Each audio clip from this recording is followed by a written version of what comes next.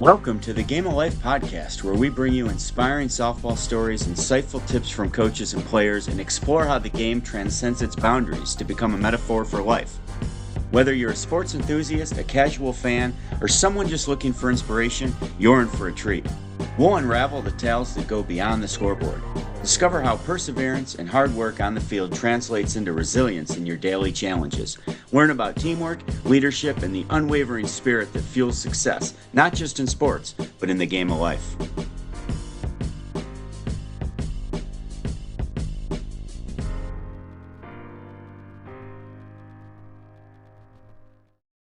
Well, hi everyone. This episode's special. There's no Zoom. We're together. Wow.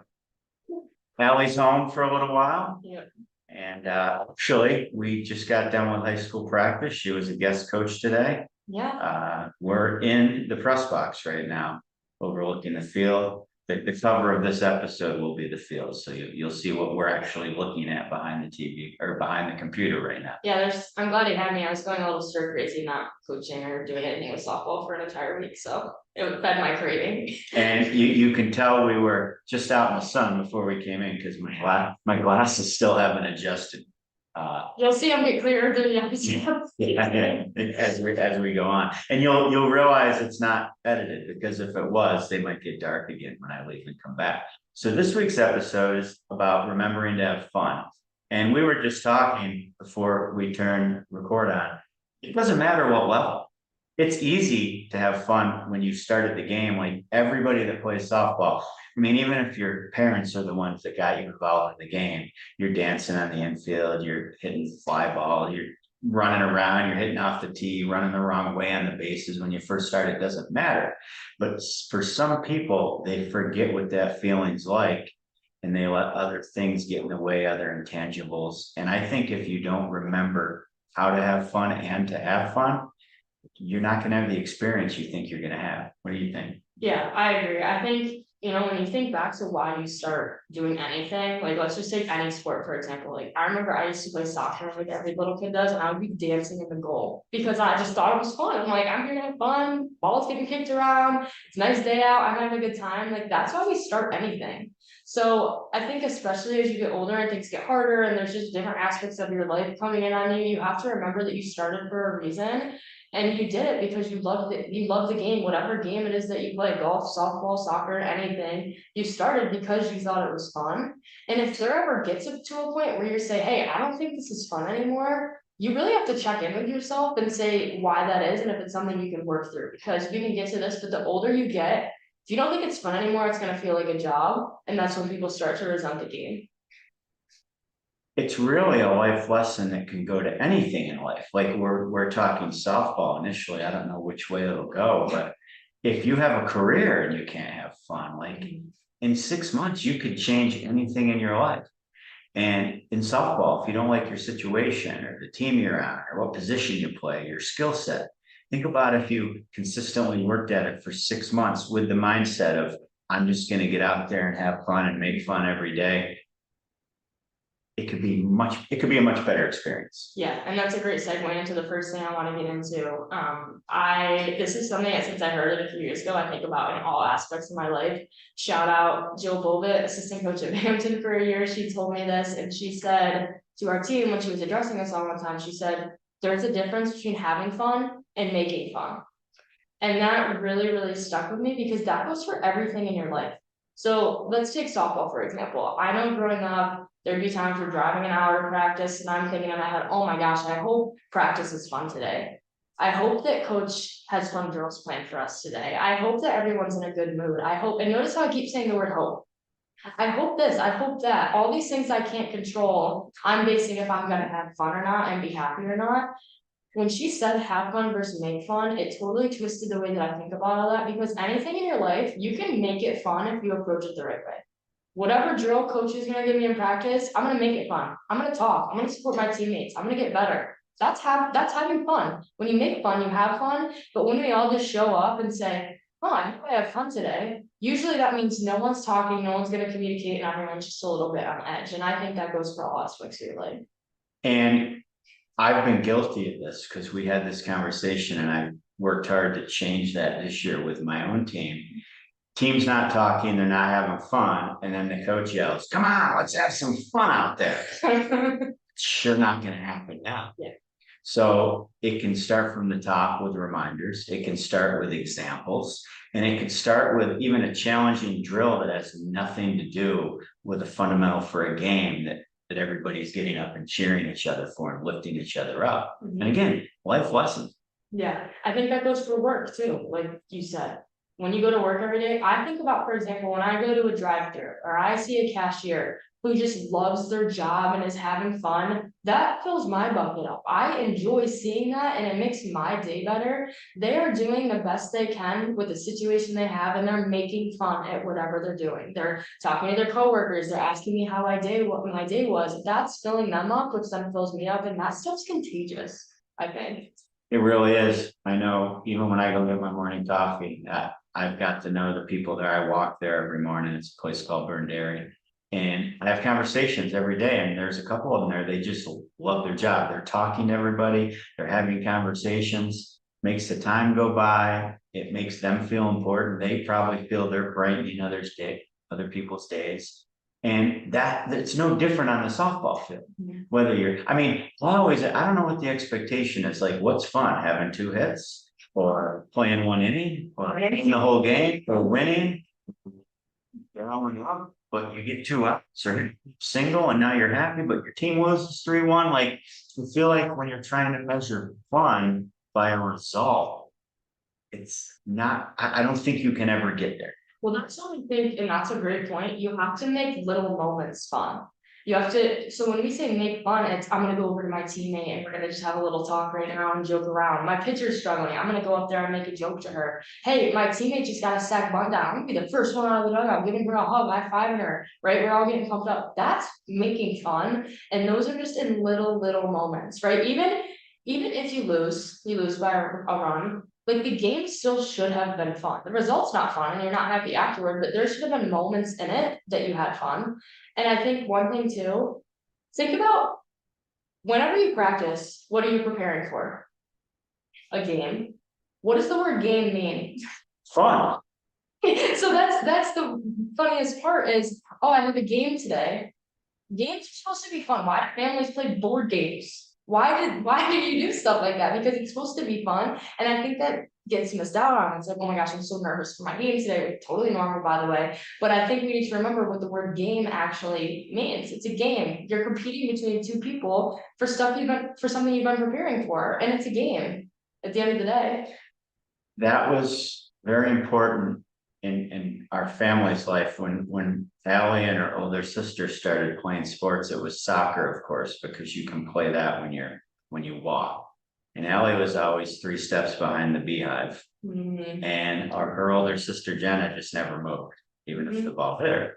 But we didn't focus on let's win the game. I mean, there's almost no concept of that at that age. We focused on being outside, the snack at halftime, The orange slices.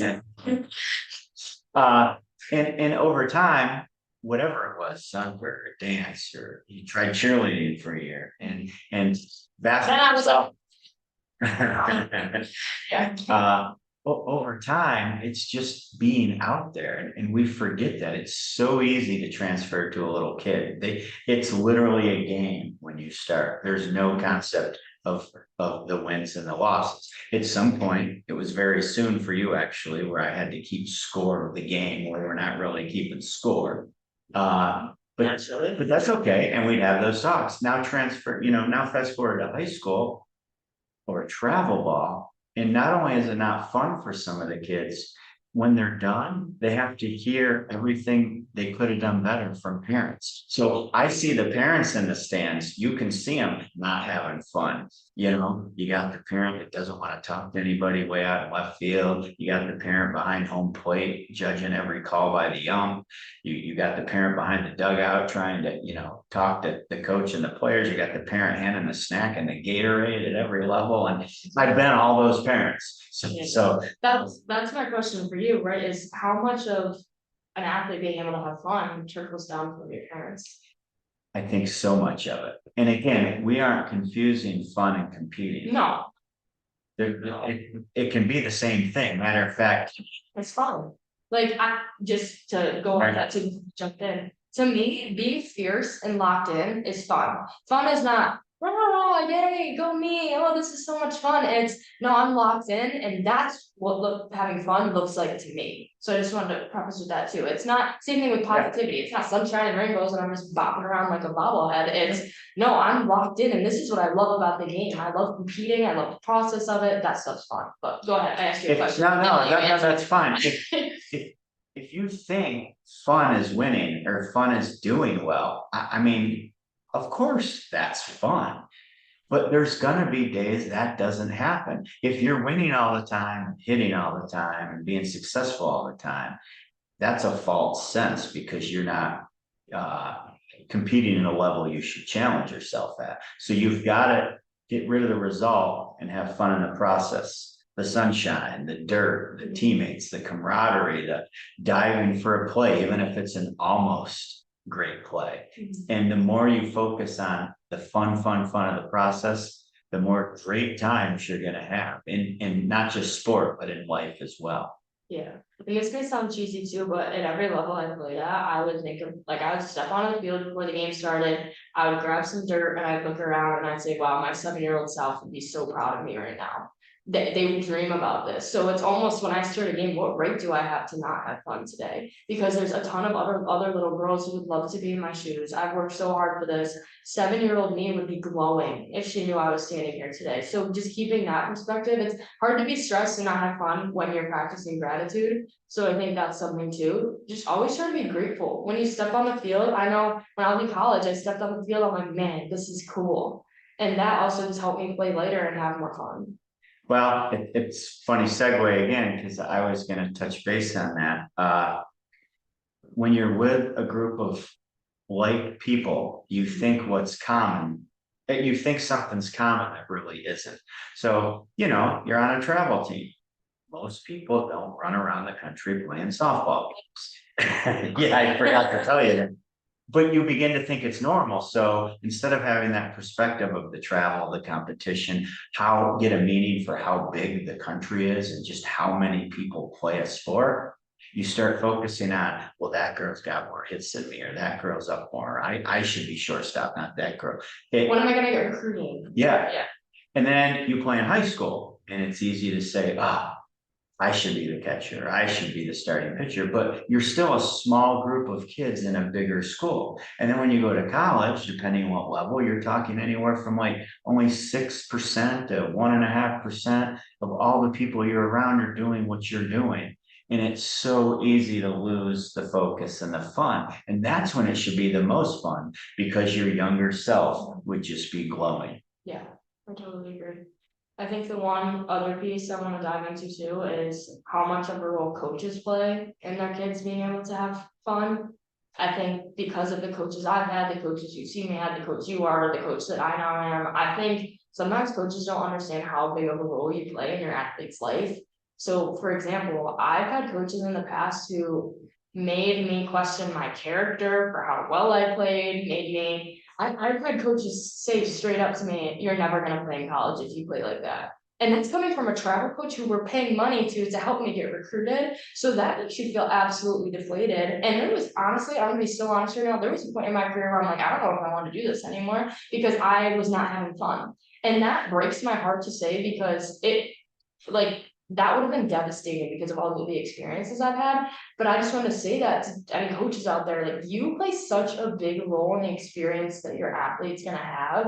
And that is a heavy thing to carry, but it's not a pressure thing, it's a privilege, I think. And I think just the way that you talk to athletes and the way that you build your culture is, you have to keep in mind that it's supposed to be fun. And from a parent's perspective, and we both can wear the hat as a coach later. I cannot wear the parent. If before you question or challenge your child on how hard they're working or the concept of fun, are they doing enough to even try to hold themselves accountable? Are they carrying their own bag when they're little? Are they complaining about a coach or player? Or are they having conversations with the coach and player? Are you meeting with people? Or are they spearheading the meeting? If it doesn't go their way, how are they trying to find the silver lining to it? And when you start focusing on what you can control and not control, I think it makes the fun and happiness a lot easier to try to pursue. Yeah, I absolutely agree. And like you said, I think you did a great job as parents allowing me to have fun. I know we mentioned this, I think in the first episode, but every year they sat me and my sister down and said, hey, do you guys still like softball? And in my head, I'm like, what do you mean? Why are you asking me that? At certain parts of my career, obviously I want to play. I love the sport, but that's so important because they wanted to make sure I was still having fun because at the end of the day, it is a game. And I think I've seen parents of my own teammates, of other girls who make it really, really hard for their kids to have fun. And maybe they're really good softball players at a young age, but by the time they grow up, they are so burnt out that they want nothing to do with the sport anymore. They don't want to play it, they don't want to be around it, they don't want to coach it because their image of it is totally tainted by the experiences they had as a kid. Well, let's piggyback on the whole burnout thing, because I have a theory. Okay. You wanna do different things and try different things. I know that's the fun of being a little kid, right? You could have a pot and a pan and a rock and some running water or whatever. Have a fun game and have fun, but yeah, but if you don't change anything else, that's gonna be boring after a while.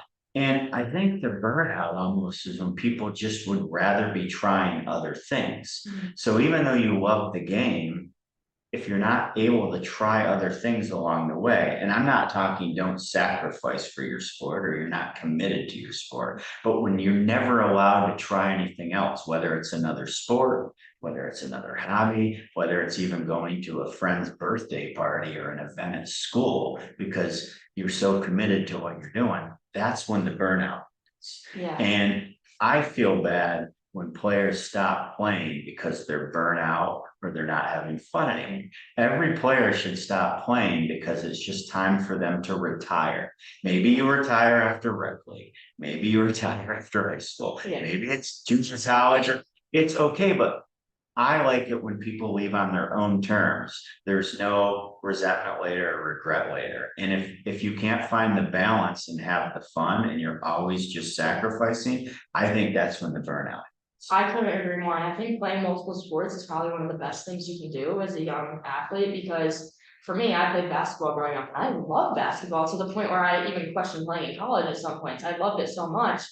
But when I played in the winter for 5 months, instead of thinking, oh my gosh, I need to condition for softball, I was just playing basketball at a competitive level. And to me, that was a lot more fun than, hey, let's go run on the track and do this, which is totally fine, but in a different way. I was still exercising all the muscles that needed to be exercised. I was getting better agility.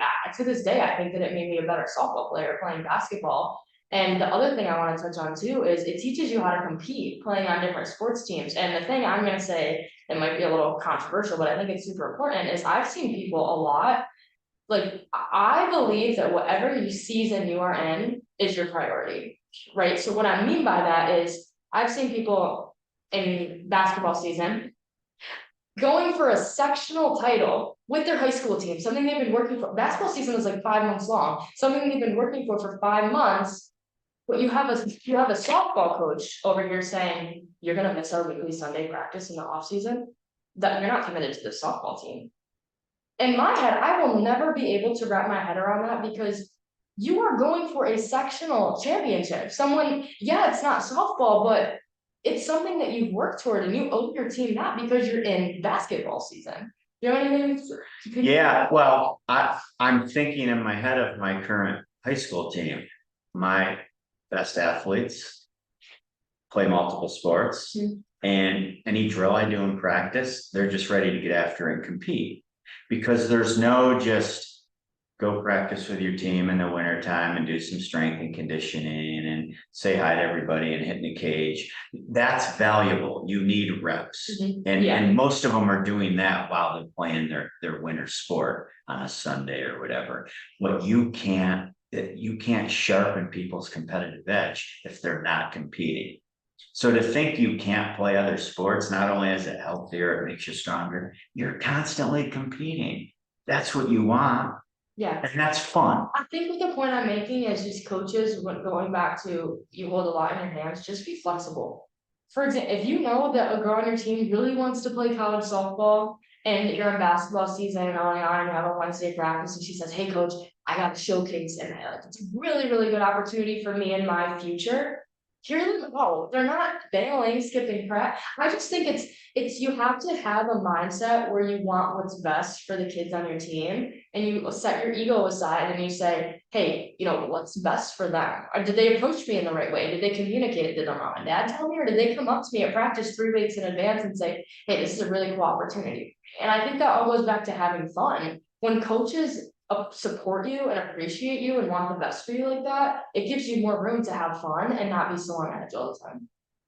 Couldn't have said it better. And I mean, some key concepts for today is, again, the fact that you can make your own fun in any situation. Parents can, coaches can, players can. It's not any one person's responsibility. Matter of fact, the more you talk about things like that, the more everybody's going to keep everybody in check. Are you going to have bad times that aren't fun? Of course you are. You wouldn't know what fun is if you didn't know what lack of fun is. That's the whole point. That knowing the difference is what makes the fun fun. And so the fun, yeah. And the more fun times you have, it's gonna create better careers, better opportunity, and it's gonna make the bad times bearable, knowing there's fun times ahead. Yeah, and like we said too, it's not the absence of struggle, but you just have to learn how to have fun through when you're struggling. So, and I think I talked about this on an earlier episode too, but just going back, I had to remind myself a lot that I was supposed to be having fun. I would literally look at myself and say, Alli, you're not having fun right now. And you need to somehow get there. So you have to figure out what it is for yourself that will help you get there. Do you need to step away for a minute? Do you need to work extra hard? Do you need to talk to people? What do you need to have fun again in a way that's gonna fill your soul and your bucket back up? Yeah, I mean, there's so much perspective here, it's not easy. Nothing worth playing for, working for, sacrificing for is easy. But that's also what makes it fun. You could have a whole nother discussion on how challenges are really where the fun's at. I always like to say, so many people, when you're looking for outcome based, whether it's, if I have a lot of money, it'd be different. If I had a job I like to be different. Oh, if I'm finally starting, it'd be different. Once I get to college, it will be different. No, the fun's trying to get there. Yeah, if happiness is your destination, you will never be happy, because what happens once you get there? The fun's in the chasing. Yeah, I couldn't agree more. So that's about it on fun. Okay. I'd like to know the over under on how many times we use that word. Yeah. Make sure we'll have to add it up, but Yeah. no, super important topic, and you really should think about it before you do anything again in your life. I mean, softball, of course, is what we bleed for and focus on all the time, but anything you do in life, like, what's the meaning, purpose, and fun behind it? Right, and anything you're doing or you have to be at, you might as well try to make it fun. So take that upon yourself to bring the fun. Don't rely on other people. Because when we rely on external things for our internal happiness, that becomes a dangerous game. So do what you can, look yourself in the mirror and give yourself a scale of 1 to 10 right now. How much fun do I create for my team, for my job, for my family? When I'm there, how much fun do I bring to the room? And it's not a bad thing to ask yourself if it's a 2 right now. And there's some days for me, it's probably a 2. And there's some days it's a 12 and I'm way too over the top and my family tells me to dial it back down. But that's a good question to ask yourself, to hold yourself accountable and say, hey, maybe I need to try to make a little bit more fun. All right, you ready to go have some fun? Yep. Let's go play catch. Nope, I want dinner. No, let's go run the bases. All right, guys, till next time, see ya. Bye. Bye.